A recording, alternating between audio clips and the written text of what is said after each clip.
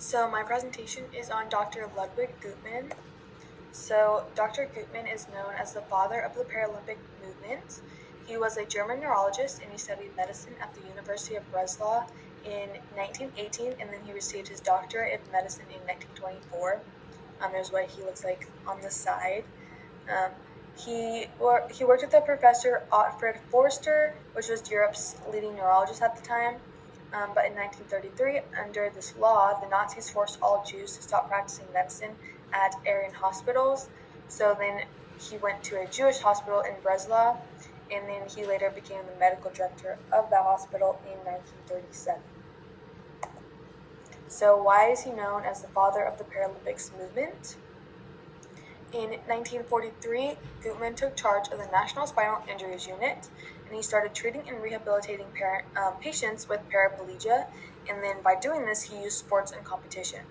So this later turned into the International Stoke Mandeville Games, which is now called the Paralympic Games, and then like the Paralympic symbol is this picture right there.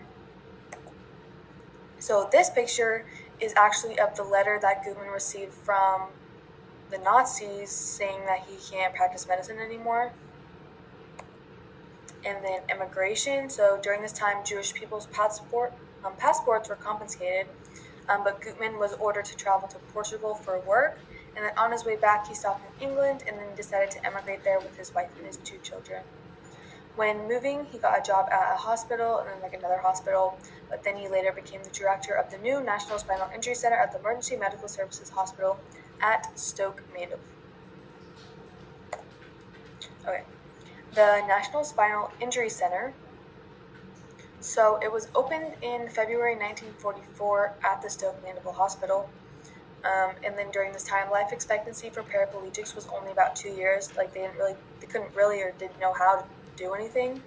But Dr. Gutmann revolutionized the field and taught many physicians his methods. Okay, so the Paralympics, the Stoke Mandeville Games first happened in 1948, where veterans competed in archery. The games became bigger and then were held annually at the hospital until 1960. And then in 1960 was like the first official Paralympic Games, and they were held in Rome. And then now in 2024, which was last year, but more than 4,000 athletes from around the world competed in the Paralympics. And then this is a quote that Dr. Gutmann said: "The aim of the Stoke Mandeville Games is to unite paralyzed men and women from all parts of the world in an international sports movement. And your spirit of true sportsmanship today will give hope and inspiration to thousands of paralyzed people." And then these pictures, this first one where he's shaking this guy's hand was when Dr. Gutmann was awarded the Sir Thomas Feenley Cup for his service for the Olympic movement. And then this picture is of wheelchair users at the Stoke Mandeville Games. So retirement, he retired in 1966, but he stayed a part of the games. He watched the first official Paralympic Games. He was there for that in Rome. And then he passed away in 1980 of heart failure. But following his death, Queen Elizabeth II opened a sports center at the Stoke Mandeville Hospital in honor of Dr. Gutmann.